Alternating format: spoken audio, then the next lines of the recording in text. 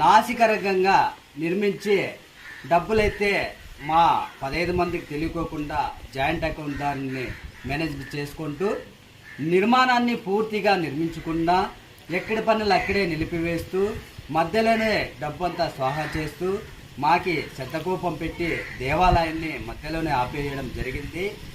ఇందులో భాగంగానే ట్రస్ట్ వారికి కూడా మేము మా ఊరి తరపున ఒక 15 మంది సన్నిధానానికి స్వామివారికి సన్నిధానంలో ఇక్కడి నుంచి పోవడంతో అక్కడికి కూడా తిరుమల తిరుపతి దేవస్థానం వారికి అర్జీ కూడా సమర్పించడం జరిగింది. మా విలేజ్లో పరిస్థితి ఇట్లా ఉంది, దేవాలయము మధ్యలోనే ఆపివేసినారు, నిధులన్నీ స్వాహా చేసినారు. మరి దీనికి పునర్నిర్మించాలని మా విలేజ్ తరపున శ్రీ గోవింద స్వాముల వారి వెంట మేము అర్జీ కూడా ఇక్కడి నుంచి ట్రస్ట్ వారికి పంపించడం జరిగింది. అయినప్పటికీ కూడా అక్కడి నుంచి స్పందన రాలేదు.